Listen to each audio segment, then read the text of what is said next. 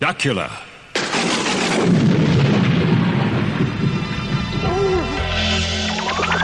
In the heart of Transylvania, in the Vampire Hall of Fame, yeah, there's not a vampire than the other. Duckula. He won't bite, feast the man, cause he's a vegetarian, and things never run bland. Duckula. If you're looking for some fun, you can always count upon the wild one they call Duckula. Count Duckula. The Ghost of Castle McDuckula. To the magnificent purple-clad highlands of bonny Scotland, there came one day an evil which before had never been known outside Transylvania, land of the most fearful and most terrible of all vampires.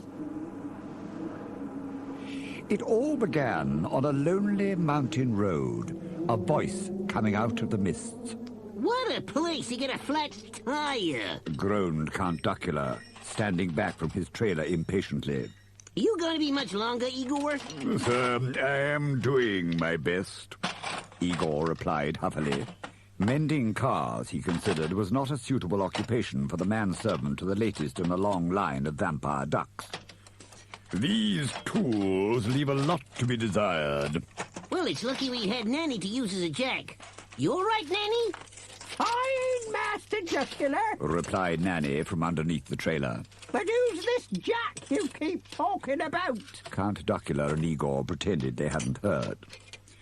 Well, said Igor at last, straightening up as best he could. That's all I can do. But I expect it'll break down again in a couple of miles. Duckula gave a snort. Oh, don't be such a misery, Igor. We'll never get to the Glen Sparrows Hotel at this rate. Yes, sir, Igor answered frostily. You can come out now, Nanny. Really, my lord, Igor continued, still looking rather peeved. I do wish we had come by Castle Duckula as usual.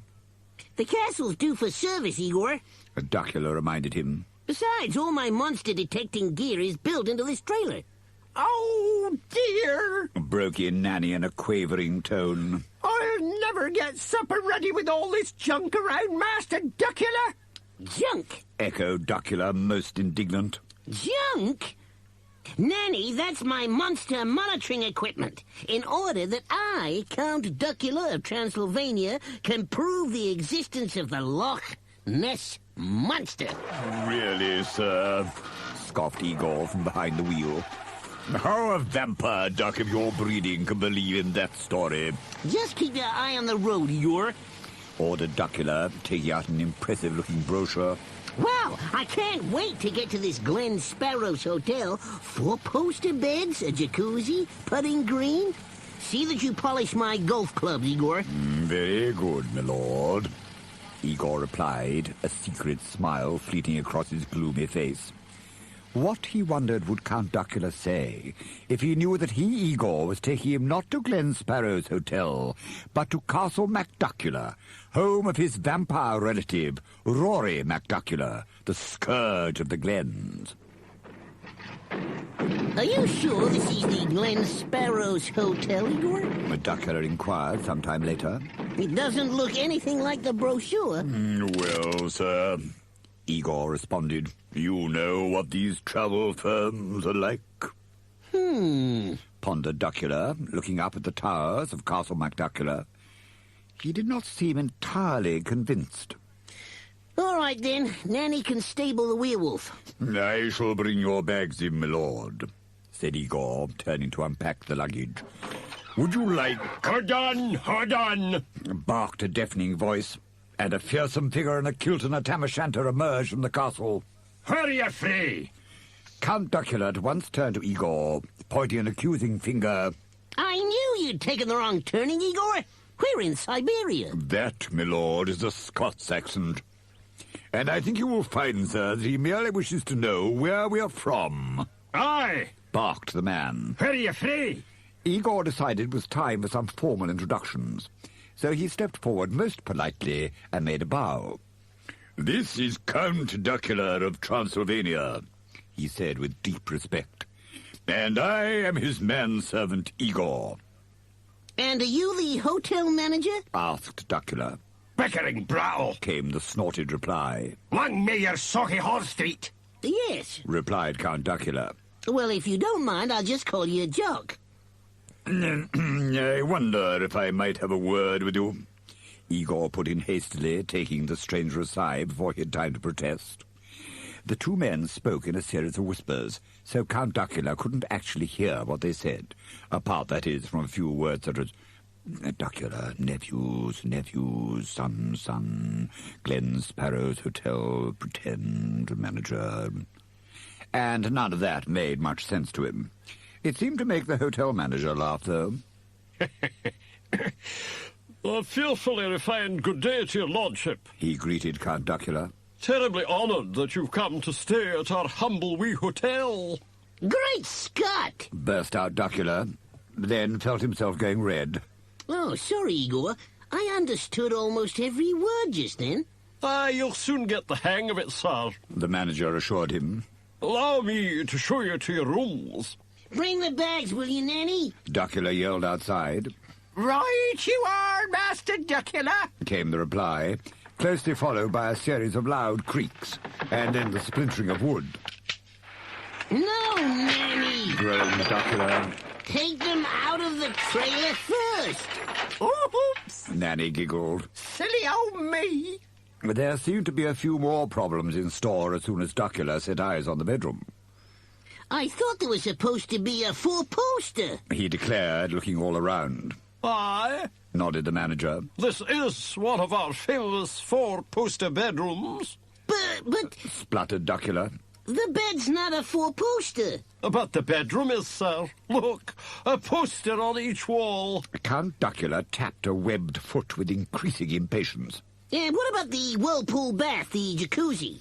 Well, there's a wash basin there with a stainless steel egg whisk. Duckula suddenly saw red. All right, forget the jacuzzi. We'll just unpack and dress for dinner. Very good, sir. Said the manager, quite unperturbed. Thank you, sir. There was some improvement in the dining room. Count Duckula considered, admiring the heavy drapes and huge, stout furniture, rather like his own Castle Duckula, he thought, and began to wonder what there might be for dinner. At last, he could bear the empty table no longer. Waiting for the other guests, are we? He inquired. Other guests. Repeated the manager with a high-pitched laugh. There are no other guests, sir. Hello? Came a voice which sounded rather familiar. Hello? That's fearfully good, Count Duckula. Cried the manager. I never saw your beak move. That's because I didn't say anything. Snapped Duckula, feeling hungrier than ever. Anybody at home there is? Continued the voice, and the door opened to reveal none other than Dr. von Goosewing, the noted vampire catcher. This is the Ruritania guest house, yeah? No, this is Castle McDuck. The manager gave a hurried cough. It's the Glen Sparrow's Hotel. Von Goosewing was understandably confused. A first-class room I had booked, and another fifth-class for Heinrich here. I see. Said the manager. So you need one room for you and one for Mr. Here. And one for Heinrich. Added Von Goosewing eagerly.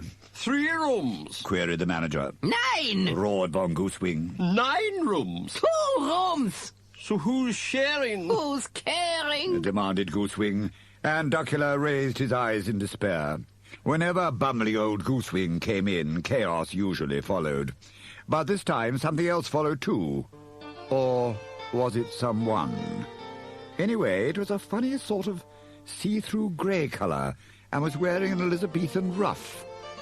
"Excuse me," the grey figure began. "Am I right for the Tower of London?" Fancy dress! Exclaimed Von Goosewing excitedly, scrambling for his camera. Fancy that! Of this a photograph I must have! The Tower of London's 400 miles away. Said Duckula, turning to the latest guest and ignoring Goosewing as usual. "Tut! I knew I should never have listened to Shakespeare." The ghost scolded himself. "Good job I know a shortcut." Yes. said Duckula, rather surprised to see the figure walking towards the wall. Goodbye, then. Good day to you. Ouch! Even Duckula felt the bump. I seem to have lost my touch, You seem to have lost your head as well. commented Duckula. And those were the truest words which Count Duckula ever spoke, because before his very eyes the strange visitors were removing his head from his shoulders and giving the bump a comforting rub. Will somebody show the old fool where the door is? Stormed the manager. He's always doing that. Most kind, murmured the ghost as Duckula led him on his way, still with his head under his arm. Never used to bother with doors. Can't understand it. Maybe having a detachable head had something to do with it, Duckula considered privately. Next minute there was a second crash, this time into the door, and another loud ouch before the handle was finally turned.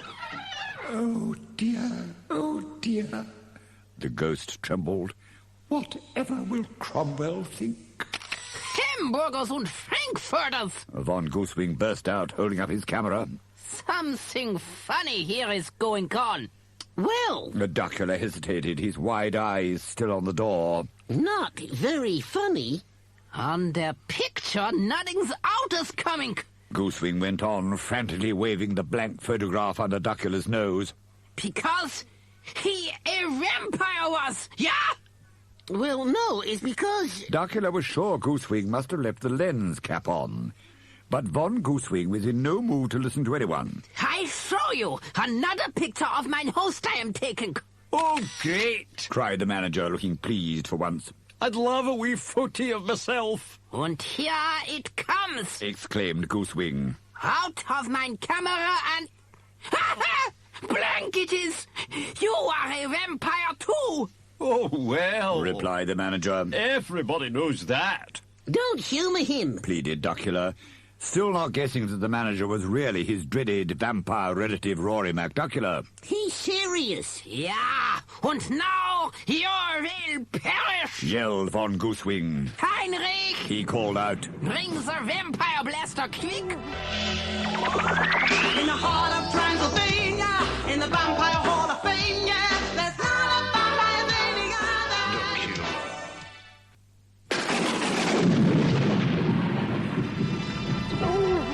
In the heart of Transylvania, in the Vampire Hall of Fame, yeah, there's not a vampire than the other.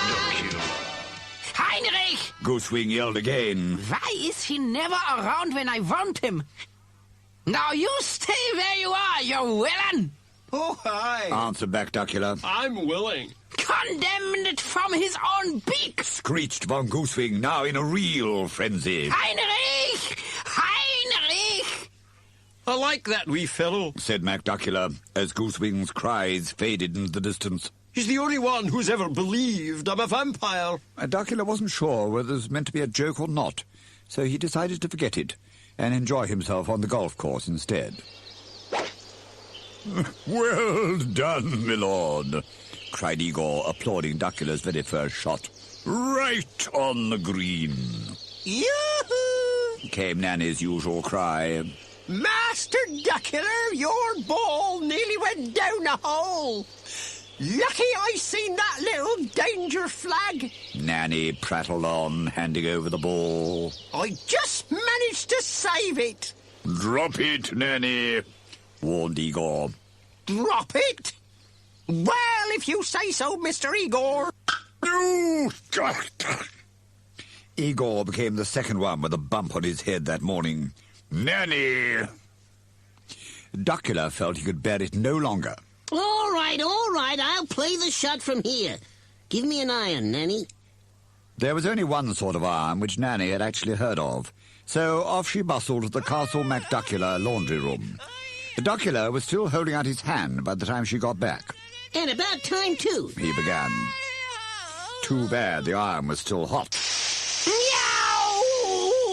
Meow! screamed Duckula, dropping the iron without thinking, right on Igor's foot. screamed Igor in accompaniment, and Nanny seemed quite affronted.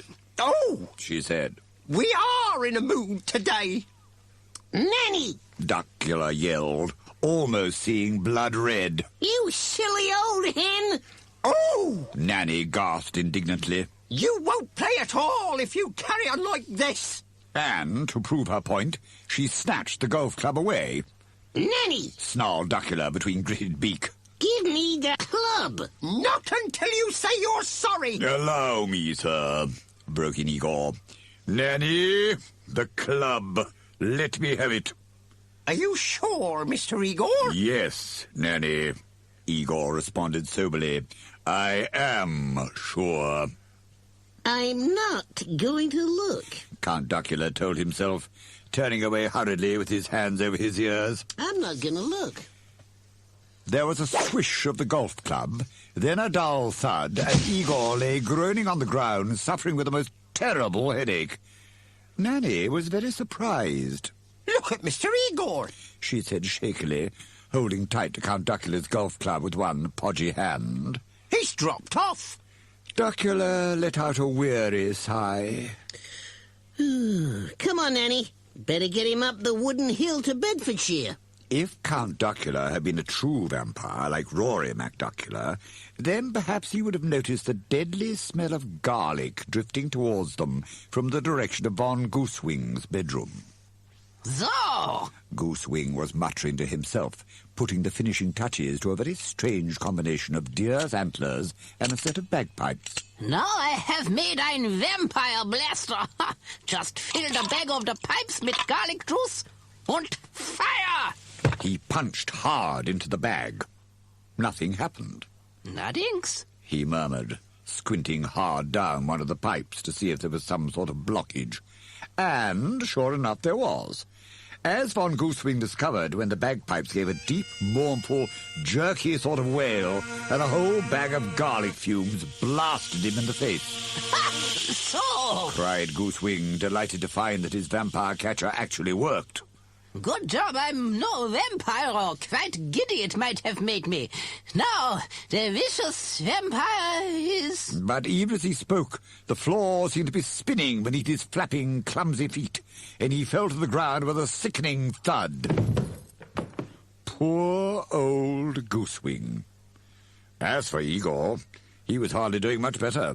True, he lay on a sofa with Duckula bathing his forehead, but he was still a very worried manservant. Where's Nanny? He kept saying, looking up at his young master with glazed eyes. She isn't here, is she, my lord? Now, Igor. Count Duckula comforted him. It's all right. Oh, you won't let her hit me again, sir, will you? The lady's outside in the grounds, Mr. Igor. Added Rory McDuckula. She's practicing for the Highland Games. Oh, no, moaned Igor, closing his eyes and raising a bony hand to his throbbing head. No, Now, Igor. said Duckula, sounding much too cheerful. Don't worry, she can't hurt you here. Hang on, and I'll get you another aspirin. And he hurried towards the door, just a split second before a caber splintered its way through the ceiling and landed on Igor, of course. I don't think I'd bother about aspirins. Advised McDuckula. He's nodded off again. So he has. Count Duckula agreed. Was that a sort of thumping on the wall? And a sort of... There it is again. Shrieked Duckula. What was it? I say. Someone or something was calling out. I say. Try the door. Growled McDuckula, fast losing patience. Never mind, dear. Duckula heard Nanny saying. Just follow me. Suddenly, the wall bulged, then crashed in, leaving a hole large enough for Nanny to enter the room in her usual way, followed by the ghost. Ah, I could do that when I was younger, he sighed ruefully. I don't remember all the clouds of dust, though. Oh, hello, Master Duckula. Greeted Nanny. You haven't seen a bit of a stick, have you? If you mean a caber, Nanny, Duckula replied. poor old Igor tried to head the flipping thing. Nanny received this piece of news with an air of scorn. Silly thing. First he wants me to hit him with a golf club, and then he tries nodding this here caber. Must be going soft in the head. Anyway... She gabbled on, stuffing the caber on her one good arm. I'll get back to me practice now. Aye, Rory McDuckula shouted after her. and mind you close the wall behind you when you go out. Oh, Nanny giggled. silly. Only a feeble-sounding groan broke the awkward silence, making both Duckula and Rory McDuckula rush to the sofa. Igor, Duckula cried in concern. are you all right? Would you like another aspirin? The last one seems to have made my headache worse, moaned Igor with feeling. All I need is a little peace and quiet. He started groaning again, raising a hand to his forehead once again. The smell of garlic had become quite overpowering.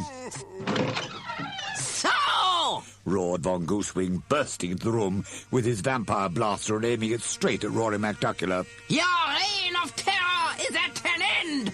And what's that you've got there? McDuckula inquired, interested despite himself. This is mine own vampire blaster, and with it, I am going to blast! Quick, Rory! Croaked Igor from the sofa. Bite his neck! Too late! Bellowed Dr. Von Goosewing. Loaded with garlic is mine vampire blaster, and to let you have it, I am going! Count Duckula had gone quite pale. Rory?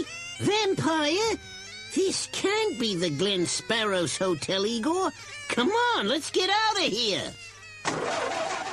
Come on, Igor. Duckula shouted again, hurriedly squeezing Nanny into the trailer. We're going. After them in that balloon of yours, Von Goosewing. Screeched McDuckula. They haven't paid the bill. Count Duckula's trailer was already speeding along the mountain road, but Von Goosewing's balloon soon began gaining on them, urged on by Rory McDuckula and the Tower of London ghost. Faster, Igor! Faster! Yelled Duckula. Going faster is no problem, sir. Our brakes have failed.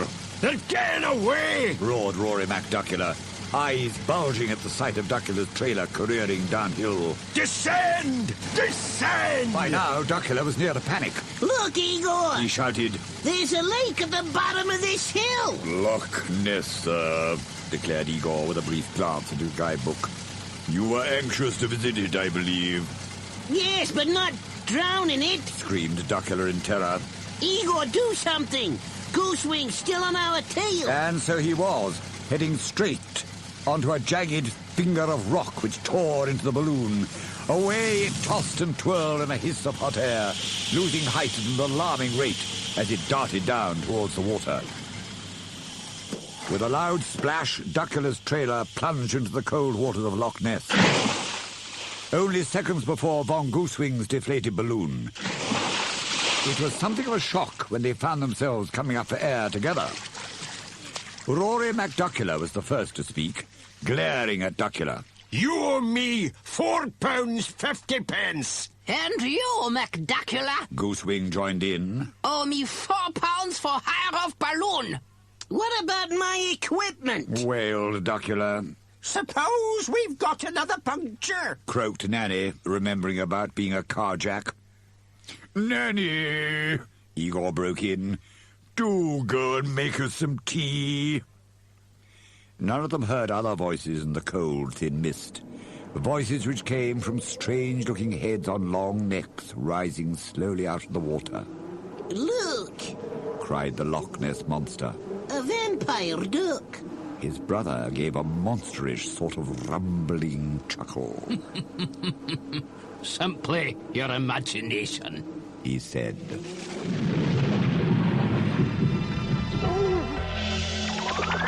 In the heart of Transylvania, in the vampire hall of fame, yeah, there's not a vampire any other. He won't bite, feast the man, cause he's as bad as again, and things never run